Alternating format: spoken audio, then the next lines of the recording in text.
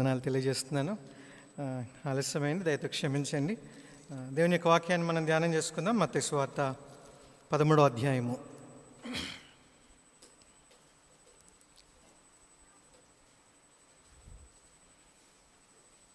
మత్తయి సువార్త 13వ అధ్యాయము.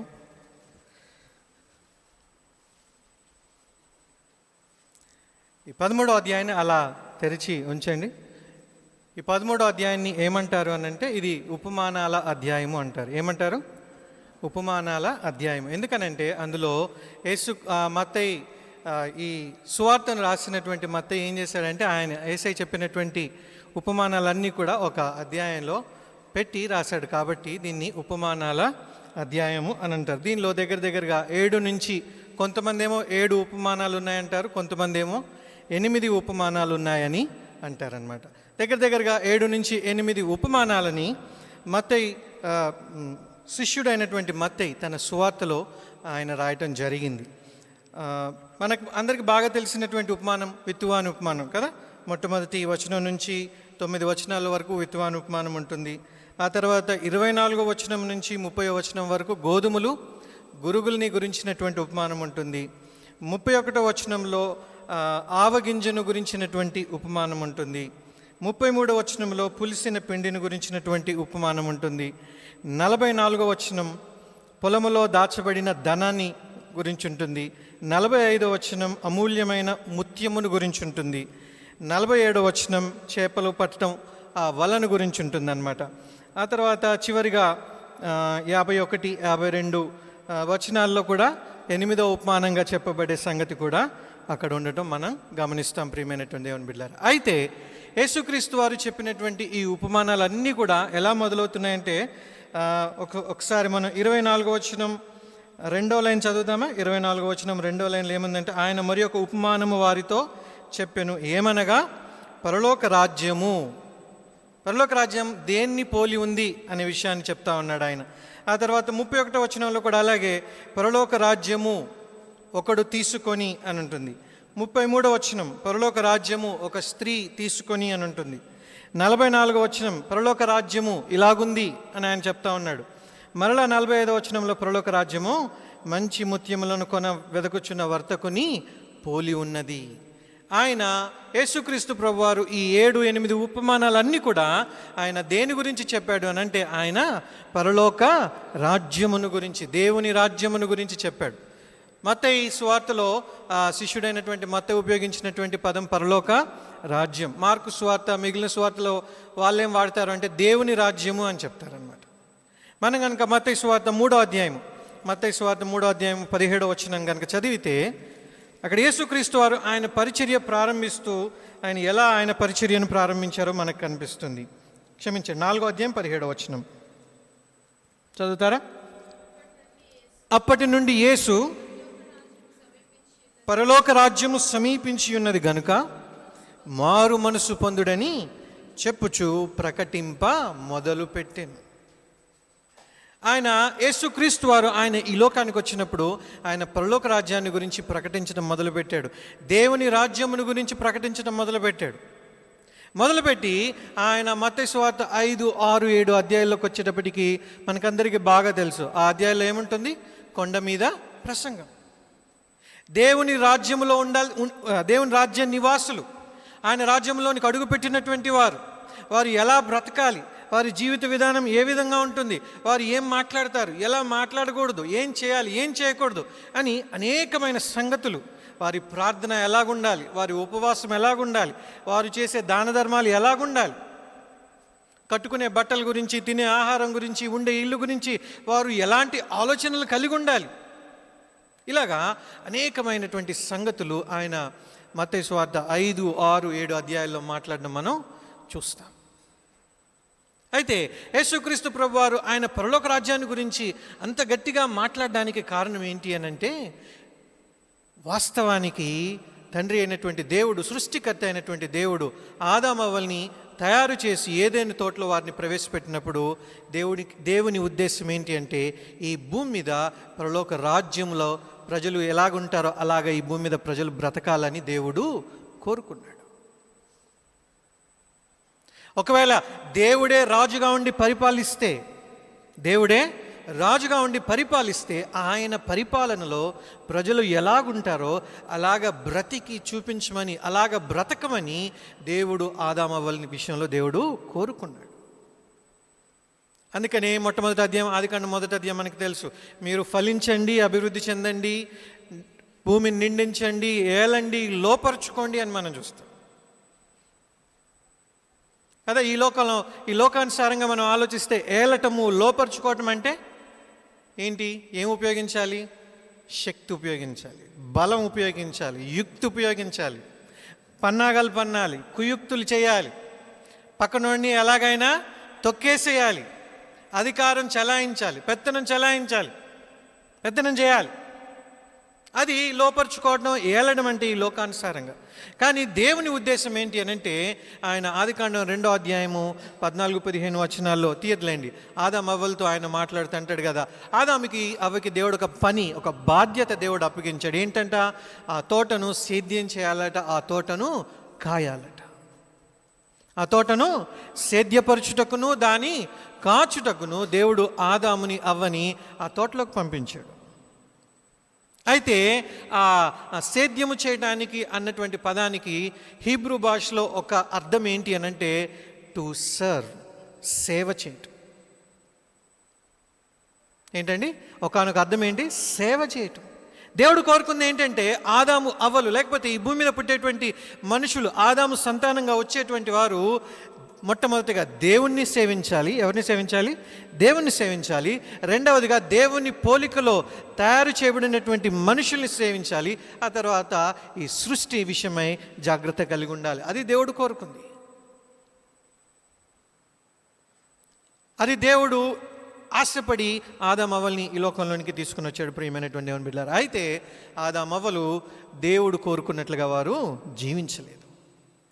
దేవుని మీద తిరుగుబాటు చేశారు, దేవునికి వ్యతిరేకంగా పాపం చేశారు. అలాగ జరిగిన తర్వాత ఆదికాండం 12వ అధ్యాయంలోకి వచ్చేటప్పటికి దేవుడు ఏం చేస్తూ ఉన్నాడు? దేవుడు ఒక మనుష్యుణ్ణి ఆయన ఏర్పాటు చేసుకుంటున్నాడు. ఎవరు ఆయన? అబ్రహాం. దేవుడు అబ్రహామును ఏర్పాటు చేసుకొని అబ్రహాము ద్వారా దేవుడు ఇశ్రాయేలు జనాంగాన్ని తీసుకొని వచ్చాడు. ఆ ఇశ్రాయేలు ప్రజల పట్ల దేవుని ఉద్దేశం ఏంటో ఒకసారి నిర్గమకాండం 19వ అధ్యాయము 5-6 వచనాలు చూద్దాం. నిర్గమకాండం 19వ అధ్యాయము 5-6 వచనాలు. వారు అప్పటికి సరిగ్గా ఐగుప్తు దేశంలో నుంచి బయటకు వచ్చారు. ఆ భయంకరమైనటువంటి బానిసత్వంలో నుంచి దేవుడు వారిని విడిపించి ఆ 10 సూచక్రియలు, మహత్కార్యాలు ఐగుప్తు దేశంలో దేవుడు చేసి బయటకు వచ్చిన తర్వాత మరలా ఎర్ర సముద్రాన్ని పాయలు చేసి ఇంకా వారికి రేపటి రోజున ఇంకో 2-3 రోజుల్లో ఆయన వారికి 10 ఆజ్ఞలను దేవుడు ఇవ్వబోతా ఉన్నాడు. 10 ఆజ్ఞలనిచ్చి వారిని వాగ్దాన దేశానికి, కనాను దేశానికి దేవుడు నడిపించాలని దేవుడు కోరుకుంటా ఉన్నాడు. అలాంటి సందర్భంలో దేవుడు తన ప్రణాళికను ఇశ్రాయేలు ప్రజలకు దేవుడు తెలియజేస్తున్నాడు. చదవండి 5-6 వచనాలు. మీరు నా మాట శ్రద్ధగా విని నా నిబంధనను అనుసరించి నడిచిన ఎడల మీరు సమస్త దేశ జనులలో నాకు స్వకీయ సంపాద్యమగుదురు. సమస్త భూమియు నాదే కదా. మీరు నాకు యాజక రూపమైన రాజ్యముగాను పరిశుద్ధమైన జనముగాను ఉందురని చెప్పెను. ఎలా ఉండాలని దేవుడు కోరుతా ఉన్నాడు ఇశ్రాయేలు ప్రజల్ని? యాజక రూపమైన రాజ్యముగా. ఇశ్రాయేలు రాజులుగా ఉండాలని దేవుడు కోరుతా ఉన్నాడు. ఇశ్రాయేలు ప్రజలు యాజకులుగా ఉండాలని దేవుడు కోరుతున్నాడు. ఎలా ఉండాలంటే అండి వాళ్ళు రాజులుగా ఉండాలి. ఒక ప్రత్యేకమైనటువంటి ప్రజలుగా, పరిశుద్ధమైన జనముగా, దేవుని సొత్తైన ప్రజలుగా వారు ఎలా ఉండాలట? రాజులుగా ఉండాలట ఒక పక్క, ఇంకొక పక్క యాజకులుగా ఉండాలట. యాజకులుగా వారు చేయాల్సినటువంటి పని ఏంటి అనంటే వారి చుట్టుప్రక్కల ఉన్నటువంటి ప్రజలను గురించి దేవునికి వారు మొరపెట్టాలి. వారి గురించి దేవునికి వారు విజ్ఞాపన చేయాలి. ఆ చుట్టుప్రక్కల ఉన్నటువంటి జాతులన్నిటి గురించి, ఆ కనాన్ దేశానికి వారు వెళ్ళబోతున్నారు. అక్కడ ఆ చుట్టుప్రక్కల అనేకమైనటువంటి జాతులు వారు ఉన్నారు. దేవుడు అంటే ఎవరో తెలియదు. వారి ఆచారాలు వేరు, వారి అలవాట్లు వేరు. భయంకరమైన విగ్రహారాధన, వ్యభిచారము, భయంకరమైనటువంటి దురాచారాలు అన్నీ పాటిస్తున్నటువంటి ప్రజల మధ్యలోనికి దేవుడు ఇశ్రాయేలు ప్రజలను పంపిస్తూ అంటున్నాడు కదా, మీరు అక్కడికి వెళ్ళిన తర్వాత రాజులుగా ఉండాలి, యాజకులుగా ఉండాలి. యాజకులుగా దేవునికి, ప్రజల పక్షంగా దేవునికి వీరు ప్రాతినిధ్యం వహించాలి. ప్రజలందరి, ఆ చుట్టుప్రక్కల దేశాలన్నిటికీ ప్రతినిధులుగా దేవుని వైపు తిరిగి వారందరి గురించి వీరు దేవునికి మొరపెట్టాలి, దేవునికి విజ్ఞాపన చేయాలి, దేవుని సన్నిధిలో ప్రార్థన చేయాలి. వారి క్షేమం కొరకు, వారి బాగు కొరకు, వారు సృష్టికర్త అయినటువంటి దేవుణ్ణి తెలుసుకోవాలని వారి గురించి వీరు దేవుని సన్నిధిలో నిత్యం మొరపెడుతూ ఉండాలి. రెండవ బాధ్యత దేవుడు వారికి అప్పగించింది ఏంటి? ఒక పక్క యాజకులుగా ఉండాలి, ఇంకొక పక్క వారు ఎలా ఉండాలి? రాజులుగా ఉండాలి. రాజులుగా ఉండడం అంటే అర్థం ఏంటి? ఒకవేళ దేవుడే కనుక ఈ భూమి మీద రాజుగా ఉండి పరిపాలిస్తే ఆయన పరిపాలనలో ప్రజలు ఎంత నీతిగా, ఎంత న్యాయంగా, ఎంత దయ కలిగి, ఎంత ప్రేమ కలిగి, ఎంత క్షమాపణ కలిగి, వారి సొంత క్షేమం కంటే ఇతరుల క్షేమాన్ని ఎలాగ ఆలోచిస్తారో అలాగ బ్రతికి చూపించమని దేవుడు ఇశ్రాయేలులను కోరుకున్నాడు. దేవుడు ఆశించింది ఏంటంటే ఆ చుట్టుప్రక్కల దేశాలన్నిటికీ, జాతులన్నిటికీ ఇశ్రాయేలు ప్రజలు ఒక వెలుగుగా ఉండాలని దేవుడు కోరుకున్నాడు. కానీ ఇశ్రాయేలు ప్రజలు ఆ పని చేశారా? న్యాయాధిపతులు వచ్చారు, అందరూ ఫెయిల్ అయిపోయారు. ప్రవక్తలు వచ్చారు, వెళ్ళిపోయారు. రాజులు వచ్చారు, ఇంకా అసలు ఆ రాజుల గురించి మాట్లాడుకునే పనే లేదు. కొంతమంది తప్పించి మిగిలిన వారంతా కూడా దేవుని మీద తిరుగుబాటు చేసినటువంటి వాళ్ళే. దావీదులాగా నడుచుకున్నటువంటి, దావీదులాగా దేవుని ఎదుట యథార్థ హృదయము కలిగి సన్మార్గములో నడుచుకున్నటువంటి రాజులు చాలా తక్కువ మంది. ఇశ్రాయేలు ప్రజలు వారి దేశం దేవునికి వ్యతిరేకంగా మారిపోయారు. ఆ దేశంలోనికి అడుగు పెట్టకముందే ముందుగానే దేవుడు వారికి ద్వితీయోపదేశ కాండంలోనే చెప్పాడు. ఏమని? మీరు అక్కడికి వెళ్ళి నా మాట వింటే ఆ దేశంలో నేను మిమ్మల్ని నాటుతాను, మీరు అనేక మందికి ఆశీర్వాదకరంగా ఉంటారు, అక్కడ మీ పిల్లలు సంతానపు వారు వర్ధిల్లుతారు అని దేవుడు చెప్పాడు. ఒకవేళ ఆ దేశానికి వెళ్ళిన తర్వాత దేవుని మాట వినకుండా ఆయన కట్టడలు, ఆయన ఇచ్చిన న్యాయ విధులు, ఆయన ధర్మశాస్త్ర ప్రకారం వారు జీవించకపోతే, వారు బ్రతకకపోతే, వారు దేవుని మీద తిరుగుబాటు చేసి విగ్రహారాధన వైపు మళ్ళీపోయి అన్యాచారాల వైపు వెళ్ళిపోతే ఏం జరుగుద్దని దేవుడు చెప్పాడు? వారట చెదరగొట్టబడతారట, వారు బానిసలుగా చెదరగొట్టబడతారని దేవుడు ముందుగానే చెప్పాడు. ప్రియమైనటువంటి దేవుని, ఆ రీతిగానే ఇశ్రాయేలు ప్రజలు దేవుని మీద తిరుగుబాటు చేశారు. దేవుని మీద తిరుగుబాటు చేయడం వల్ల అష్షూరీయులు, బబులోనీయులు వీళ్ళని చెరపట్టి బానిసలుగా తీసుకొని వెళ్ళిపోయారు. వెళ్ళిపోయిన తర్వాత మరలా కొంతమంది వెనక్కి తిరిగి వచ్చారు. తిరిగి వచ్చినటువంటి టైంలో రోమా సామ్రాజ్యం వాళ్ళు ప్రపంచాన్ని ఏలుతున్నటువంటి టైంలో యేసుక్రీస్తు ప్రభువారు ఆయన నరావతారిగా దాసుని స్వరూపాన్ని ధరించుకొని ఆయన ఈ లోకానికి వచ్చాడు. వాక్యమైనటువంటి దేవుడు శరీరాన్ని ధరించుకొని వచ్చాడు. ఇది కూడా యాదృచ్ఛికంగా జరిగిందేం కాదు. దానియేలు గ్రంథం 2వ అధ్యాయంలో నెబుకద్నెజరుకు ఒక కల వస్తుంది. ఆ కల రాగానే, కల కంటాడు కానీ ఆయన ఏం చేస్తాడు? కల మర్చిపోతాడు. కల మర్చిపోయినాడు ఏమైనా ఊరుకుంటాడంటే ఊరుకోడు. ఏమంటాడు? ఆ దేశంలో ఉన్నటువంటి జ్ఞానుల్ని అందరినీ పిలిచి ఏమంటాడు? నాకు కళ వచ్చింది, నేను నన్ను మర్చిపోయాను, మీరు ఇంటికి వెళ్ళి పడుకొని మీరు అలాంటి కళ కానీ మరలా వచ్చి నాకు చెప్పండి అంటాడు. కుదురుద్దా? సాధ్యమైనా అది? ఒకే కళ 2-3 మనుషులకి ఒకే రకంగా వస్తుందా? ఎప్పుడన్నా వచ్చిన సంఘటనలు, సందర్భాలు, చరిత్రలు ఎక్కడైనా ఉన్నాయా? లేవు. మళ్ళీ ఏమంటాడు? సరే మీకు వస్తే వచ్చిన చూద్దాం, లేకపోతే లేదండు, మీకు రాకపోతే నేను మిమ్మల్ని చంపేస్తా అంటాడు. పాపం కదా. వారు ఏం చేయాలో అర్థం కాని పరిస్థితుల్లో దానియేలు వస్తాడు. దానియేలు దేవుని సన్నిధిలో ప్రార్థన చేస్తే సరిగ్గా అదే కళ దేవుడు దానియేలుకి ఇస్తాడు. దానియేలు అంటాడు కదా వచ్చి రాజుకి, అయ్యా నీ కళ్ళలో నీకు ఒక విగ్రహం కనిపించింది, ఆ తలేమో బంగారంతో చేయబడింది, ఈ ఛాతి భాగము, భుజాలేమో ఇత్తడితో వెండితో చేయబడ్డాయి, ఆ తర్వాత పొట్ట, తొడలేమో ఇత్తడి, ఆ తర్వాత మోకాళ్ళ కింద భాగం అంతా ఇనుము, పాదాల్లో ఇనుముతో కొంచెం మట్టి కలిసింది, చేతి సహాయం లేకుండా తీయబడినటువంటి రాయి వచ్చి ఎక్కడ తగిలిందట? తల మీద తగలలేదు, చేతుల మీద, భుజాల మీద తగలలేదు, పొట్ట, తొడల మీద తగలేదు. ఎక్కడ తగిలింది? కరెక్ట్గా పాదాల మీద పడింది. ఆ విగ్రహం తొత్తి నీళ్ళు అయిపోయింది, కనబడకుండా అయిపోయింది, ఆ రాయి మాత్రం చాలా పెద్దదైపోయింది అని చెప్పి దానియేలు చెప్తూ అంటాడు కదా. ఈ తల ఏమో బబులోను సామ్రాజ్యం. తల ఏంటంటండి? బబులోను సామ్రాజ్యం. ఆ తర్వాత వచ్చేటువంటి వారు మాదీయులు, పారసీకులు.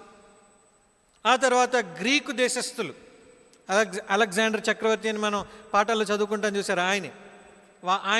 ఆయన స్థాపించినటువంటి సామ్రాజ్యం అన్నమాట. ఆ తర్వాత వచ్చినటువంటి వారు రోమా సామ్రాజ్యం. రాయి ఎక్కడ తగిలిందండి? రాయి ఎక్కడ తగిలింది? పాదాలు. అంటే ఏ సామ్రాజ్యం అది? రోమా సామ్రాజ్యం. దానియేలు గ్రంథం 2వ అధ్యాయం 44వ వచనంలో ఉంటుంది, తీయదులేండి. ఆ రాజుల కాలమందు దేవాతి దేవుడు ఆయన ఒక రాజ్యమును స్థాపిస్తాడు, ఆ రాజ్యమునకు అంతము లేదు. కరెక్ట్గా ఆ రోమన్లు పరిపాలిస్తున్నటువంటి టైంలో యేసుక్రీస్తు ప్రభు వారు పుట్టి ఆయన ఏం ప్రకటించడం మొదలుపెట్టడం చదువుకున్నాం మనం? దేవుని రాజ్యము సమీపించింది. దేవుని రాజ్యం సమీపించింది, దేవుని రాజ్యం దగ్గరకు వచ్చింది. కనుక ఏం చేయాలట? ఆయన రాజ్యంలోనికి అడుగు పెట్టడానికి ఒకే ఒక్క షరతు ఉంది. ఆ ఒక్క షరతుకు మించిన ఇంకా వేరే షరతులు ఏమీ కూడా లేవు. ఒకటే ఒకటి. ఏంటది? మారు మనసు పొందాలి, రక్షింపబడాలా, నూతన జన్మానుభవంలోనికి రావాలి, యేసు రక్తంలో కడగబడాలి. ఇవన్నీ ఒకటే. అదొక్కటే షరతు. దానికి మించినటువంటి షరతులు ఇంకేమి కూడా దేవుడు పెట్టలేదు. అదొక్కటి చేసి ఆయన రాజ్యంలోనికి రండి అని అన్నాడు. యేసుక్రీస్తు ప్రభు వారు ఆయన భూమి మీద బ్రతికినటువంటి కాలంలో యోహాను సువార్తలో యోహాను భక్తుడు యేసుక్రీస్తు మాట్లాడినటువంటి కొన్ని మాటలు ఆయన అందులో రాయటం జరిగింది. 6వ అధ్యాయంలో, ఉదాహరణకు 6వ అధ్యాయంలో యేసుక్రీస్తు ఏమంటాడంటే, పరలోకం నుండి దిగి వచ్చిన జీవాహారమును నేనే అన్నాడు. ఆ తర్వాత 8వ అధ్యాయంలో ఏమంటాడు? నేను ఈ లోకమునకు వెలుగును అంటాడు. ఆ తర్వాత 10వ అధ్యాయంలో గొర్రెల మంచి కాపరిని నేనే అన్నాడు. ఆ తర్వాత అదే 10వ అధ్యాయంలో గొర్రెలు పోవు ద్వారమును నేనే అన్నాడు. 11వ అధ్యాయంలో మార్తతో అంటాడు కదా, పునరుద్ధానమును జీవమును నేనే అన్నాడు. 14వ అధ్యాయంలో నేనే మార్గము, నేనే సత్యము, నేనే జీవము. 15వ అధ్యాయం 1వ వచనంలో అంటాడు కదా, నేను నిజమైన ద్రాక్షావల్లిని. ఈ 7 మాటల్లో కూడా మొదటి 6 యేసుక్రీస్తు వారి యొక్క దైవత్వం గురించి మాట్లాడుతున్నాయి. మొదటి 6 ఎవరి గురించి మాట్లాడుతున్నాయి? దేని గురించి మాట్లాడుతున్నాయి? యేసుక్రీస్తు యొక్క దైవత్వాన్ని గురించి మాట్లాడుతున్నాయి. ఆయన దేవుడై ఉండి కూడా మానవ రూపాన్ని ధరించుకొని ఈ లోకానికి వచ్చి ఆయన చేయబోయే కార్యాల గురించి మాట్లాడుతున్నాయి. కానీ 7వ మాట, చివరి మాట 15వ అధ్యాయం మొట్టమొదటి వచనం ఉంది చూసారా? ఏమన్నాడు? నేను నిజమైన ద్రాక్షవల్లిని. మనకు ఆ మాట అర్థం కాదు, కానీ ఇశ్రాయేలీయులు ఆ మాట వినగానే వెంటనే వాళ్ళకి అర్థమైపోద్ది. వాళ్ళకి వెంటనే ఏం గుర్తొస్తుంది తెలుసా? యెషయా గ్రంథం 5వ అధ్యాయం గుర్తొస్తుంది. తీయదులేండి. వారికి వెంటనే యెషయా గ్రంథం 5వ అధ్యాయం గుర్తుకొస్తుంది. ఎందుకన్నా తెలుసా? యెషయా గ్రంథంలో దేవుడు యెషయా ప్రవక్త ద్వారా ఒక చిన్న ఉపమానం లాంటిదే, కథ లాంటిదే చెప్పించాడు. దేవుడట ఒక కొండ మీద ఉన్నతమైన ప్రాంతంలో సత్తుగల స్థలంలో నేలంతా చక్కగా సిద్ధం చేసి ఆయన ఒక ద్రాక్ష చెట్టు నాటాడట. పాదు తీశాడట, నీళ్లు పోసాడంట, ఎరువులు వేశాడంట. ఆ ద్రాక్ష చెట్టు చక్కగా ఫలించడానికి ఏమేమి కావాలో అన్నీ చేశాడట. అంతా చేసి ఆయన ఎదురు చూస్తూ, ఆయనకి బాగా ఆయనకి ఎదురు చూస్తూ ఆయనకి నమ్మకం ఉంది కాబట్టి ఆయన ఏం చేశాడు? ఆ ద్రాక్ష చెట్టు నుంచి ద్రాక్షకాయలు వస్తాయి, ఆ ద్రాక్షకాయలు తొక్కి ద్రాక్ష రసం తీసుకోవడానికని ఒక ద్రాక్ష తొట్టి కూడా కట్టించేశాడు. కాయకు ముందే చెట్టు నాటాడు. ఆ చెట్టు ఎదగడానికి కావాల్సిందంతా చేశాడు. ద్రాక్ష తొట్టి కట్టి ఇంకా ఆయన ఎదురు చూస్తూ ఉంటే ఏం రావాలండి ఇప్పుడు? ద్రాక్ష చెట్టుకి ఆటోమేటిక్గా ఏమొస్తాయి? ద్రాక్షకాయలు వస్తాయి కదా. మన ఇంట్లో కూడా ఏదైనా కాయల చెట్టు ఉంటే అది పూర్తిగా పండేదాకా కూడా ఆగం. ఏం చేస్తాం? పచ్చికాయ తెచ్చేసుకొని ముందు తినేస్తాం. ఆ తర్వాత అది తిన్న తర్వాత తృప్తిగా ఉన్న తర్వాత అప్పుడు ఇంకో 2-3 కాయలు పండనిస్తాం కదా. ఈ ద్రాక్ష చెట్టు నాటినటువంటి దేవుడు కూడా ఆ ద్రాక్షకాయలు రాగానే ఆయన వెళ్ళి ఆ ద్రాక్షకాయ తీసుకున్నాడు. మామూలుగా ద్రాక్షకాయలు ఏం చేస్తారు? ద్రాక్ష తొట్టి తొలిపించాడు కదా, ఆ ద్రాక్ష తొట్టిలో తీసుకెళ్ళి దాన్ని తొక్కి దాని నుంచి ద్రాక్ష రసం తీయాలి. కానీ ఆయన తొక్కకు ముందే ఆయన ఏం చేశాడు? 2-3 కాయలు నోట్లో పెట్టుకున్నాడు. వెంటనే కటిక చేదు.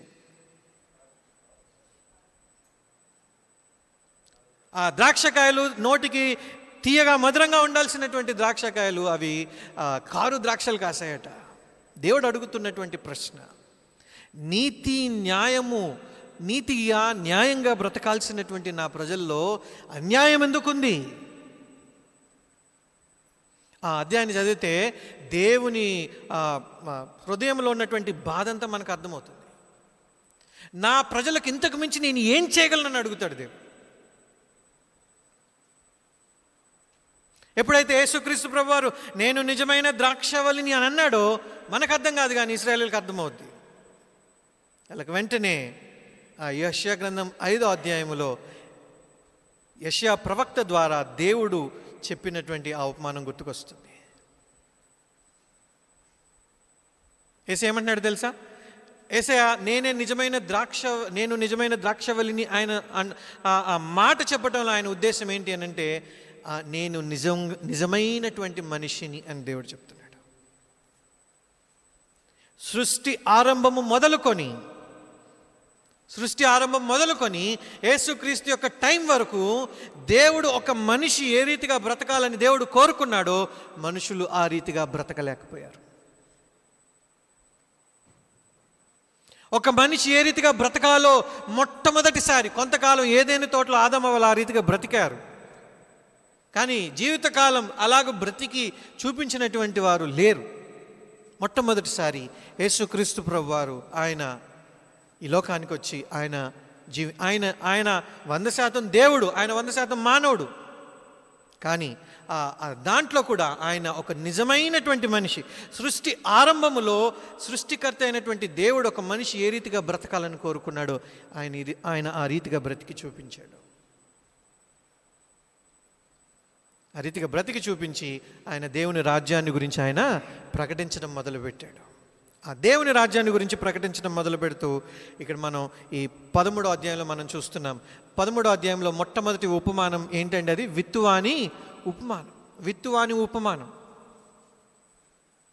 మనకందరికీ బాగా తెలుసు, ఎన్నోసార్లు కూడా వినుంటాం. యేసుక్రీస్తు ప్రభువారు ఆయన భూమి మీద బ్రతుకున్నటువంటి కాలంలో కొన్ని చాలా విషయాలు ఆయన మాట్లాడారు. ఆ విషయాలన్నీ అంశాలుగా మనం డివైడ్ చేసి చూస్తే ఒక అంశం బాగా కనిపిస్తుంది. అదేంటో తెలుసా? యేసుక్రీస్తు వారు ఎక్కువగా ఫలభరితమైన జీవితం గురించి మాట్లాడాడు. ఆయన దేని గురించి మాట్లాడాడండి? ఫలభరితమైన జీవితం, ఫలించే జీవితం, ఫలభరితమైన జీవితాన్ని గురించి ఆయన చాలా సందర్భాల్లో ఆయన ఎక్కువగా మాట్లాడినట్లుగా మనకు అర్థమవుతుంది. సువార్తలు కనుక మనం జాగ్రత్తగా చదివితే ఆ విషయం మనకి చాలా చక్కగా అర్థమవుతుంది. మొట్టమొదటి ఉపమానంలో ఆ ఫలించే జీవితాన్ని గురించి యేసుక్రీస్తు ప్రభువారు మాట్లాడుతున్నారు. ఫలించే జీవితం గురించి యేసుక్రీస్తు ప్రభువారు మాట్లాడుతున్నారు. రెండవ ఉపమానము గోధుమలు గురుగులు. మనుష్య కుమారుడు ఆయన అంటున్నాడు కదా, మనుష్య కుమారుడు మంచి విత్తనాలు విత్తారు. ఆ మంచి విత్తనాలు ఎవరు అని అంటే 13వ అధ్యాయము 38వ వచనంలో ఉంది. మంచి విత్తనములు రాజ్య సంబంధులు, అంటే దేవుని కుమారులు. మంచి విత్తనం ఎవరంట? దేవుని కుమారులు. అయితే ఇప్పుడు నేను ఒక చిన్న విషయాన్ని నేను మీతో పంచుకోవాలని ఆశపడుతూ ఉన్నాను. మొట్టమొదటి ఉపమానంలో లూకాసు వార్త 8వ అధ్యాయం 11వ వచనంలో ఉంటుంది. చూడండి, లూకాసు వార్త 8వ అధ్యాయము 11వ వచనంలో ఈ ఉపమాన భావం ఏమనగా, విత్తనం ఏంటంటండి? దేవుని వాక్యం. మొట్టమొదటి ఉపమానంలో విత్తనం ఏమన్నాడు? దేవుని వాక్యం. రెండవ ఉపమానం మరలా మత్తయి సువార్త 13వ అధ్యాయానికి రండి. రెండవ ఉపమానంలో విత్తనం అంటే ఏమని చెప్తున్నాడంటే దేవుడు, చూడండి 38వ వచనం. పొలము లోకమట, మంచి విత్తనములు రాజ్య సంబంధులు. ఇక్కడ విత్తనాన్ని దేంతో పోలుస్తున్నాడు దేవుడు? ఇక్కడ విత్తనం అంటే ఎవరని చెప్తున్నాడు దేవుడు? మొట్టమొదటి ఉపమానంలో విత్తనం అంటే వాక్యం, దేవుని వాక్యం. రెండో ఉపమానంలో విత్తనం అంటే ఏంటంట? దేవుని రాజ్య కుమారులు, రాజ్య సంబంధులు, దేవుని రాజ్య సంబంధులు. దేవుని రాజ్యంలోనికి అడుగుపెట్టినటువంటి వారు అంటే వీరు మారుమనసు పొందినటువంటి వారు, అంటే వీరు రక్షణానుభవం కలిగినటువంటి వారు. ఇక్కడ చూడండి, మొట్టమొదటి ఉపమానంలో విత్తనము దేవుని వాక్యము, రెండవ ఉపమానంలో విత్తనం అంటే దేవుని రాజ్య సంబంధులు. ఇక్కడ కుమారులు అని ఉంటే కుమార్తెలు కూడా ఉన్నారు దాంట్లో. దేవుని రాజ్యంలో అడుగుపెట్టినటువంటి ప్రతి ఒక్కరు, వారిలో విత్తబడినటువంటి వాక్యము కార్యరూపం దాల్చింది. వారు కేవలము వాక్యాన్ని వినేవారు మాత్రము కాదు, కేవలం వాక్యాన్ని విని తమను తాము మోసపుచ్చుకునేవారు కాదు, కానీ వాక్య ప్రకారము ప్రవర్తించేవారు. వాక్యమైనటువంటి దేవుడు శరీరాన్ని ధరించుకొని ఈ లోకానికి వచ్చాడు. శరీరంలో ఉన్నటువంటి మనము వాక్యానుసారముగా తీర్చిదిద్దబడాలి. అందుకోసం వాక్యమైనటువంటి దేవుడు శరీరాన్ని ధరించుకొని ఈ లోకానికి వచ్చాడు. ఎప్పుడైతే ఆ వాక్యము మన జీవితంలో కార్యరూపం దాల్స్తుందో, ఎప్పుడైతే ఆ వాక్యం మనలో కార్యం చేయడం మొదలు పెడుతుందో, అప్పుడే మనం ఫలించేవారుగా ఉంటాం.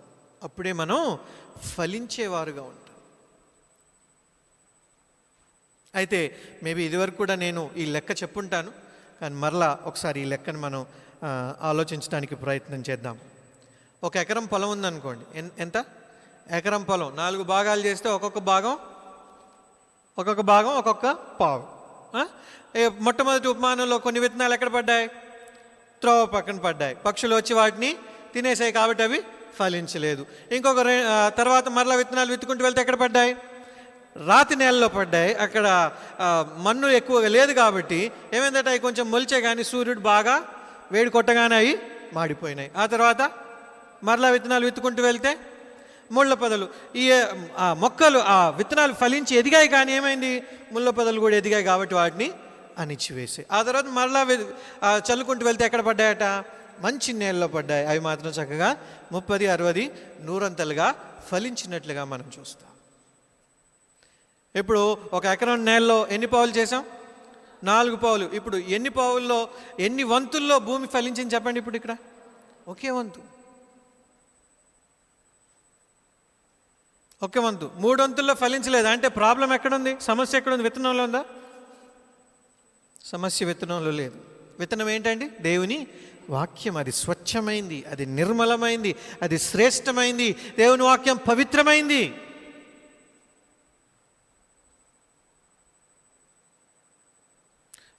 సమస్య విత్తనంలో లేదు. సమస్య ఎక్కడుంది?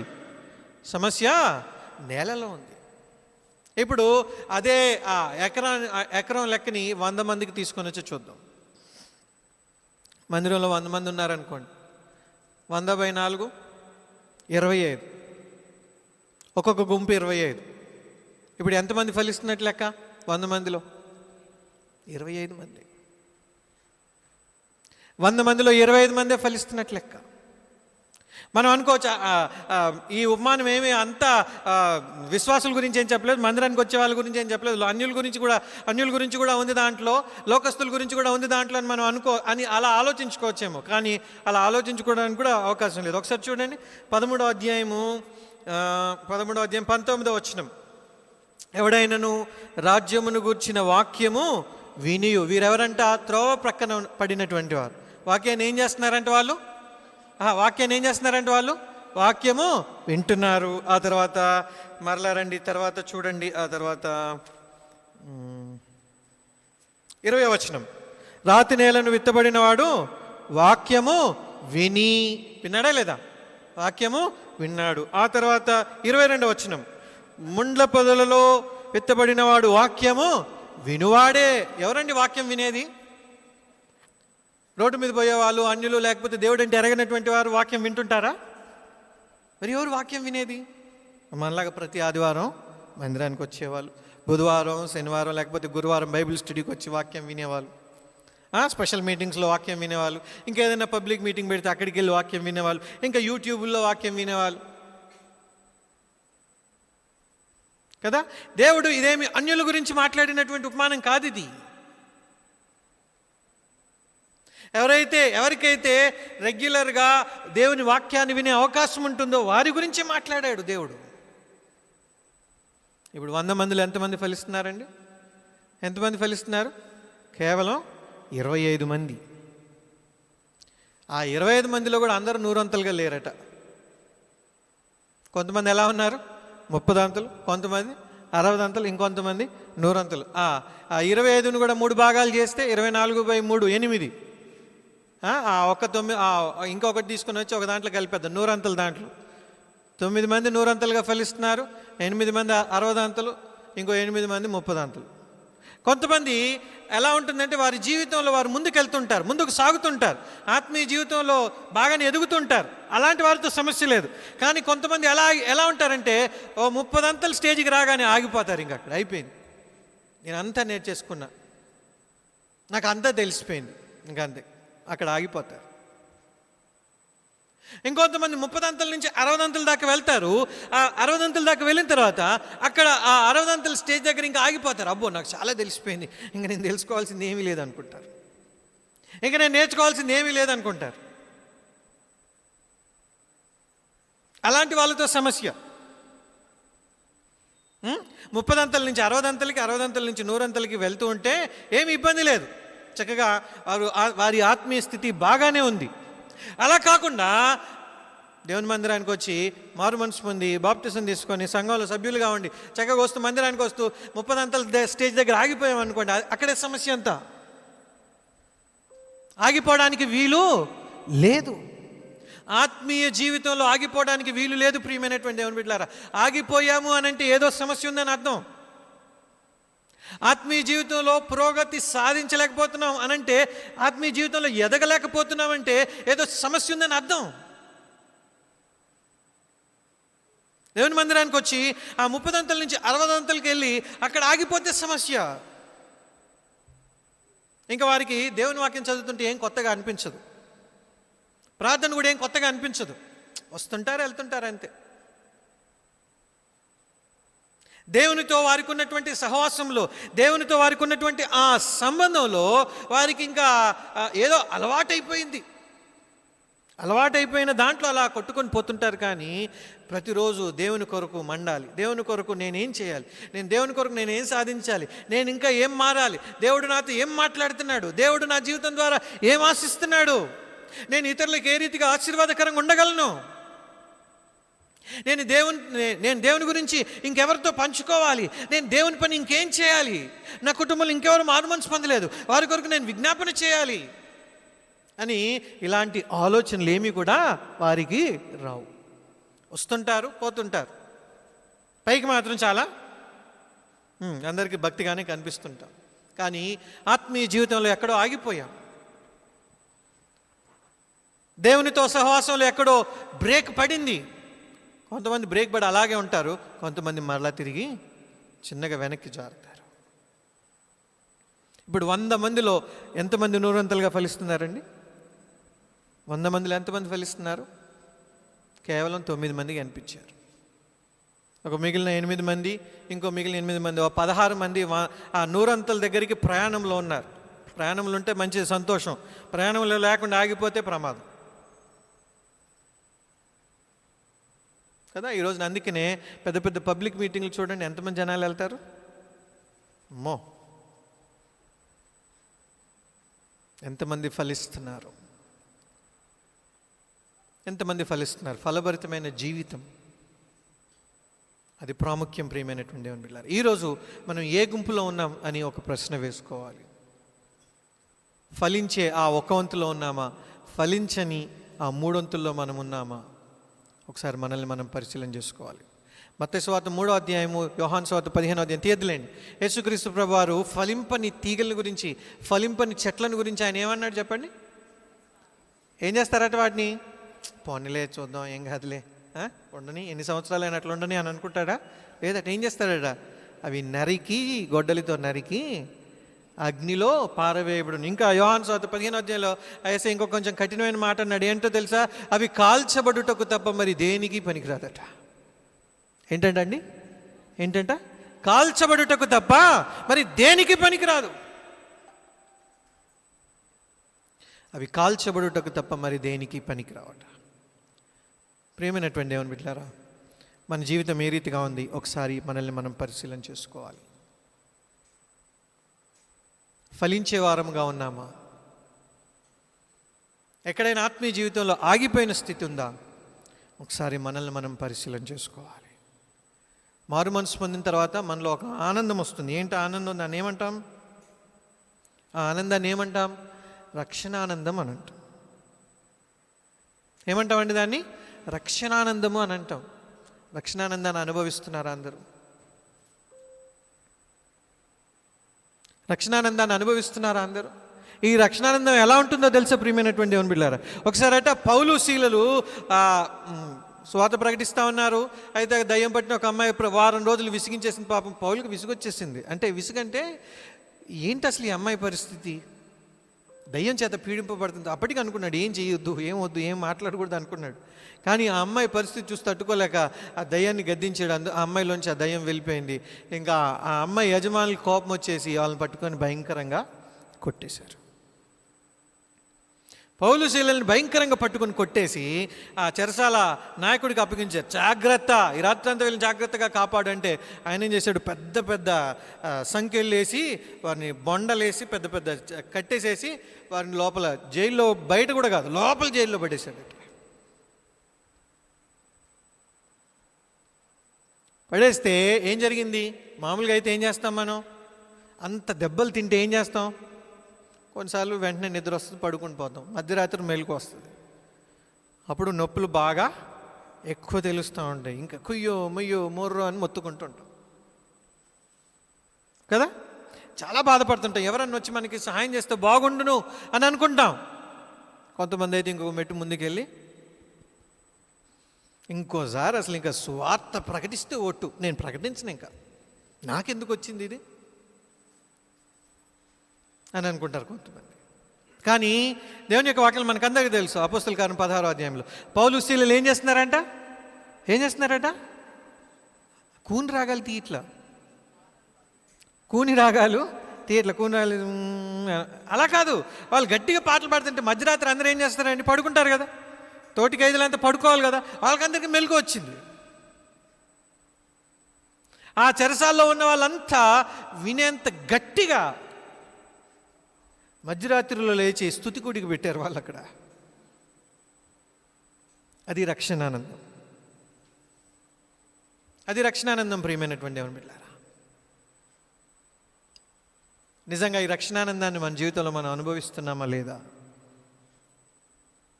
అనుదినము దేవునితో మన ప్రయాణం, అనుదినము దేవునితో మన సహవాసం, దానిలో మనం సంతోషాన్ని అనుభవించగలుగుతున్నామా లేదా?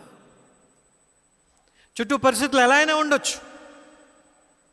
చుట్టూ మనకున్నటువంటి పరిస్థితులు చాలా అగమ్య గోచరంగా కనిపించవచ్చు. దారి ఏంటో మనకు అర్థం కాకపోవచ్చు. దాని నుంచి ఎలా బయటపడతామో కూడా మనకు అర్థం కాకపోవచ్చు. కానీ ఫలించేవారు రక్షణానందంతో వారి హృదయాలు నింపబడతాయి. ప్రియమైనటువంటి దేవుని బిడ్డలారా, ఈ మధ్యాహ్న కాల సమయంలో మన జీవితాన్ని మనం పరిశీలన చేసుకుందాం. ఫలించే వారంగా మనం ఉన్నామా లేదా? ఫలభరితమైన జీవితం మనకుందా లేదా? ఒకసారి మనల్ని మనం పరిశీలన చేసుకుందాం. మత్తయి సువార్త 13వ అధ్యాయం ఇంకో 2 విషయాలు చెప్పి నేను ముగించేస్తాను. 31, 32 వచనాలు. 33వ వచనంలో అక్కడేమో ఒక ఉపమానమేమో 31, 32 వచనాల్లో ఉన్న ఉపమానమేమో ఆవగింజను పోలింది. దేన్ని పోలిందట? ఆవగింజ. ఏమవుతుందంటే అది కూర మొక్కలన్నిటికంటే పెద్దదవుతుంది. అది మామూలుగా చిన్నదే, సైజు చిన్నదే, కానీ కూర మొక్కలన్నిటికంటే పెద్దదై ఆకాశ పక్షులు వచ్చి దాని కొమ్మల యందు నివసించునంత చెట్టగును. చెట్టు పెద్దదవుతుంటే బయటికి కనిపిస్తుందా లేదా? కనిపిస్తుంది. Very good. ఆ తర్వాత 33వ వచనంలో ఏం జరుగుతుందట? ఆయన మరి ఒక ఉపమానం వారితో చెప్పెను. పరలోక రాజ్యము ఒక స్త్రీ తీసుకొని పిండి అంతయు పులిసి పొంగు వరకు 3 కుంచెముల పిండిలో దాచిపెట్టిన పుల్లని పిండిని పోలి ఉన్నది. 3 కుంచెములు అంటే 100 మందికి సరిపడే రొట్టెలు తయారు చేసేంత పిండి అంట. మరి నేను తప్పై ఉండొచ్చు, లేకపోతే 100 రొట్టెలు తయారు చేసేంత పిండో, లేకపోతే 100 మందికి ఏదో ఒక లెక్క అది. అంటే తక్కువ పిండి ఏమీ కాదు. అంత ఎక్కువ పిండిలో కూడా ఆ పిండి అంతా పులియడానికి ఎంత పిండి పెడతారు, ఎంత పులిసిన పిండి పెడతారు, దాంట్లో పుల్లని పిండి ఎంత పెడతారు? పెరుగు తోడవ్వాలంటే ఎంత తోడేస్తారండి? లీటర్ పాలకు లీటర్ తోడేస్తారా? వెయ్యం, కొంచెమే. అది ఎలా తోడవుతుందో మన కంటికి కనపడుతుందా? కనపడదు. కానీ లోపల కార్యము జరుగుతుంటుంది. దేవుని రాజ్యంలో ఉన్నటువంటి వారి జీవితంలో అంతరంగంలో కార్యం జరుగుతూ ఉండాలి. ఏం జరుగుతుండాలండి? అంతరంగంలో కార్యము జరుగుతుండాలి. అంతరంగంలో రూపాంతర అనుభవం జరుగుతూ ఉండాలి. అంతరంగంలో రూపాంతరం చెందుతూ ఉండాలి. దాంతోపాటు బయటికి ఆవగింజ చెట్టు ఏమైందట? ఆవగింజ చెట్టు అది పెరిగి పెద్దదై కూర మొక్కలన్నిటిలో కూడా పెద్దదిగా కనిపిస్తుంది. దేవుని రాజ్యంలో అడుగుపెట్టినటువంటి వారి జీవితంలో లోపల కార్యము జరుగుతూ ఉంటుంది. దాని ఫలితం ఎక్కడ కనిపిస్తుందట? బయట కనిపిస్తుంది. ఈ ఫలితం ఏం తెచ్చిపెట్టుకున్న ఫలితం కాదు. అవునంటారు కాదంటారు? ఈ ఫలితం అనేది ఆదివారం రోజున మాత్రమే వేసుకునే తెల్లబట్టలు లాంటి అలాంటి జీవితం కాదు ఇది. ఇది ఎప్పుడు ఉండేది? ఇది ప్రతిరోజు కూడా ఉండేది. ఇది మనుషులు చూసినా చూడకపోయినా ఉండేది.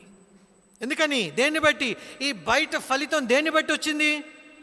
ఈ బయట ఫలితం దేన్ని బట్టి వచ్చింది అంటే అంతరంగంలో జరుగుతున్నటువంటి దేవుని కార్యాన్ని బట్టి.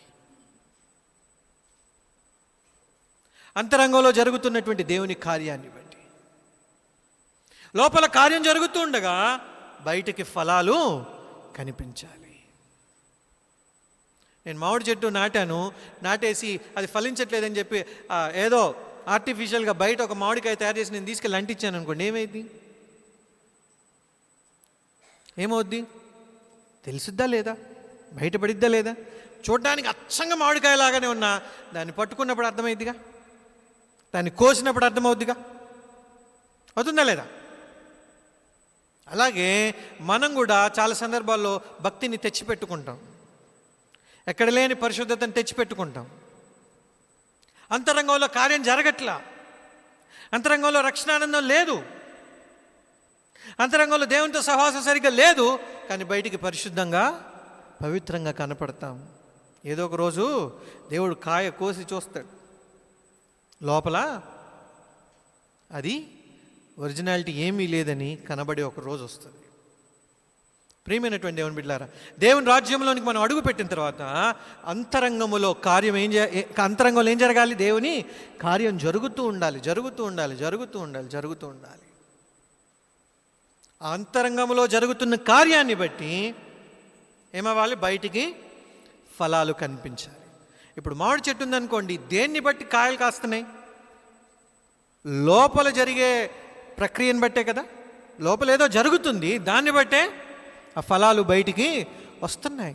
లోపల జరగకపోతే ఆ లోపల కాండం అంతా డొల్లగా ఉందనుకోండి, ఫలాలు బయటికి కనపడతాయా? కనపడవు.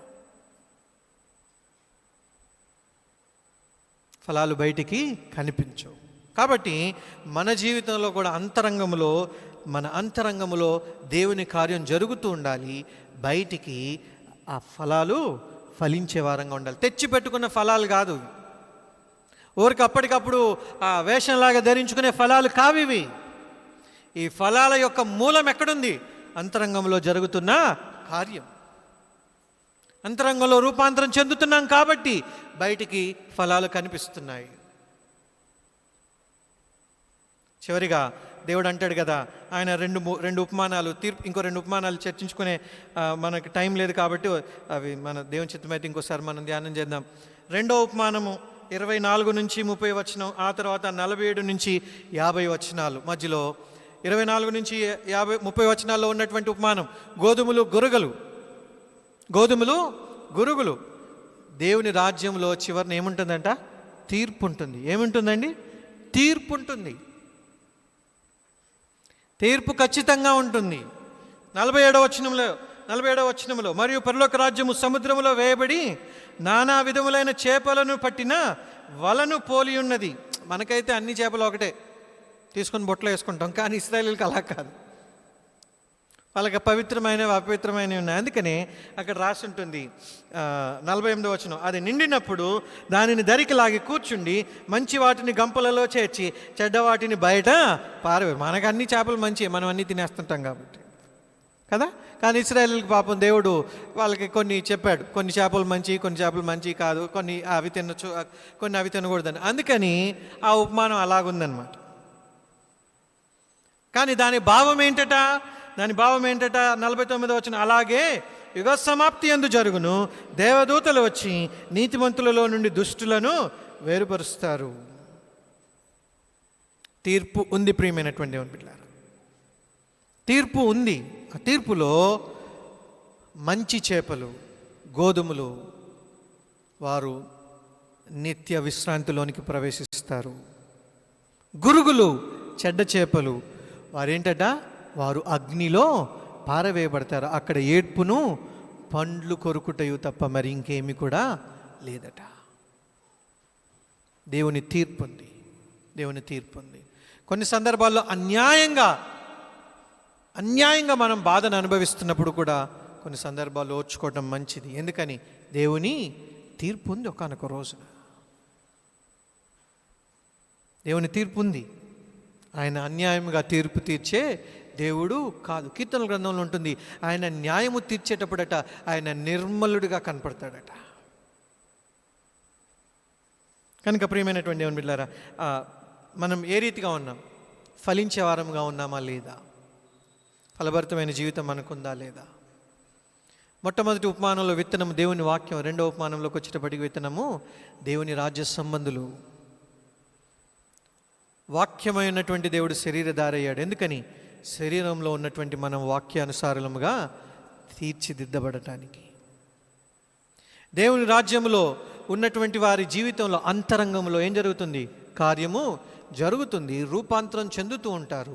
యేసుక్రీస్తు పోలికలోనికి, స్వరూపంలోనికి వారు రూపాంతరం చెందుతూ ఉంటారు. కాబట్టి బయటికి ఏం కనిపిస్తాయి? ఫలాలు కనిపిస్తాయి. కాబట్టి వారి జీవితంలో బయటికి ఫలాలు కనిపిస్తాయి. వారు ఫలించేవారుగా ఉంటారు. చివరిదిగా ఏముందని మనం జ్ఞాపకం చేసుకున్నాం? దేవుని తీర్పు ఉంది. తీర్పు ఒకానొక రోజు ఉంది.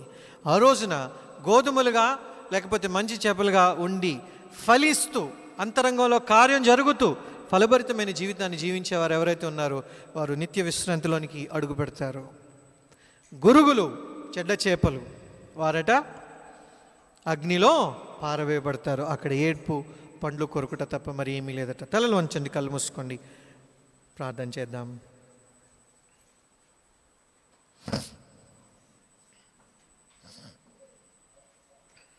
తలలు వంచి కళ్ళు మూసుకొని చిన్న మాట ప్రార్థన చేద్దాం. మన జీవితాన్ని మనం పరిశీలన చేసుకుందాం. ఫలించే వారంగా ఉన్నామా లేదా? ఫలభరితమైన జీవితం మనకుందా లేదా? ఎక్కడైనా ఆగిపోయామా? ఆత్మీయ జీవితంలో ఎదుగుదల, అభివృద్ధి ఉందా లేదా? మనల్ని మనం పరిశీలన చేసుకుందాం. మనం ఫలించే వారముగా ఉండాలని దేవుడు కోరుతున్నాడు. ఫలభరితమైన జీవితం మనకు ఉండాలని దేవుడు కోరుతూ ఉన్నాడు. అంతరంగంలో కార్యము జరుగుతూ దాని మూలంగా వచ్చే ఫలితము బయటికి కనిపించాలి. ఫలభరితమైన జీవితం అనేది అది అప్పటికప్పుడు తెచ్చిపెట్టుకునేది కాదు. లేకపోతే ప్రతి ఆదివారం వేసుకునే బట్టలు లాంటివి కాదు. అది లోపల ఏదైతే కార్యం జరుగుతుందో దానిని బట్టి బయటికి ఫలాలు కనిపించాలి. తీర్పు ఉంది ప్రియమైనటువంటి దేవుని బిడ్డలారా. ఆ తీర్పులో దేవుడు వేరు చేస్తాడు. గోధుమలు, మంచి చేపలు నిత్య విశ్రాంతిలోనికి, దేవుని సన్నిధిలోనికి వారు ప్రవేశిస్తే, గురుగులు, చెడ్డ చేపలు అగ్నిలో పారవేయబడుతున్నారని దేవుని వాక్యం ద్వారా మనం హెచ్చరించబడుతున్నాం. పరిశుద్ధమైన తండ్రి, జీవం కలిగిన దేవా, నీవు ఈ లోకానికి వాక్యమైనటువంటి దేవుడు శరీరాన్ని ధరించుకొని ఈ లోకానికి దిగివచ్చి నేను నిజమైన ద్రాక్షవల్లిని అని చెప్తున్నారు. ఒక మనిషి ఏ రీతిగా బ్రతకాలో నాయన చూపించినటువంటి మాదిరి చూపించి వెళ్ళినటువంటి గొప్ప దేవ, నీ మాదిరిలో మేము నడవడానికి మాకు సహాయం చేయండి, కృప చూపించండి.